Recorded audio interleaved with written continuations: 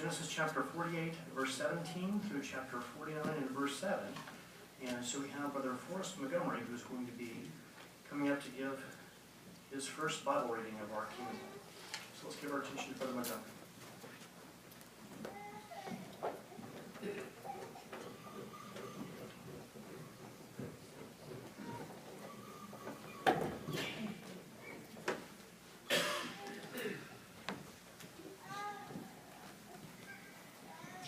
When Joseph saw that his father kept his right hand placed on Ephraim's head, it was displeasing to him.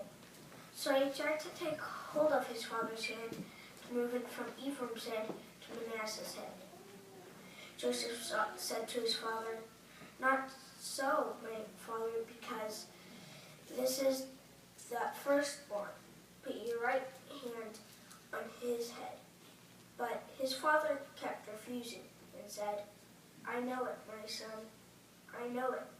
He too will become a people, and he too will become a younger brother.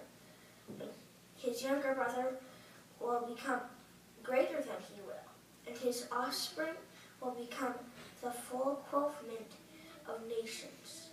So he continued to bless them on that day, saying, "Let Israel mention when they pronounce blessings, saying, 'May God make you like Ephraim and Manasseh.'" Thus he kept putting Ephraim before Manasseh. Then Israel said to Joseph, "Look, I am dying, but God will certainly continue with you and return you to the land of your forefathers. As for me, I do give you one portion of land, more than to your brothers, which I took from the hand of the Amorites with my sword and my bow." And Jacob called his sons and said, "Gather yourselves together, that I may tell you what will happen to you in the final part of the days. Assemble yourselves, and listen, you sons of Jacob, yes, listen to Israel your father. You are my firstborn, my vigor and beginning of excellent protective power.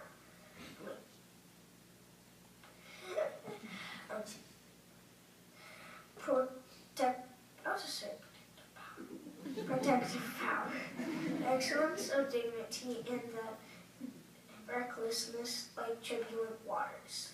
You will not excel because you have gone up to your father's bed. At that time you defiled my bed." He actually went on to it. "Simeon and Levi are brothers. Instruments of violence are their slaughter weapons. Into their company do not come, O my soul. With their assembly do not join, O my honor, because in their anger they killed men, and for their pleasure they hamstrung bulls.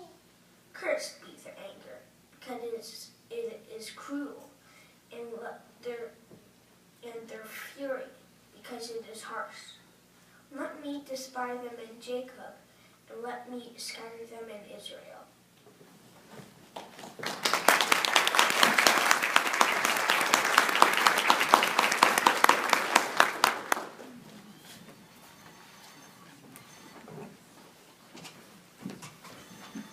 Thank you very much, Brother Montgomery. You did a wonderful job on your reading.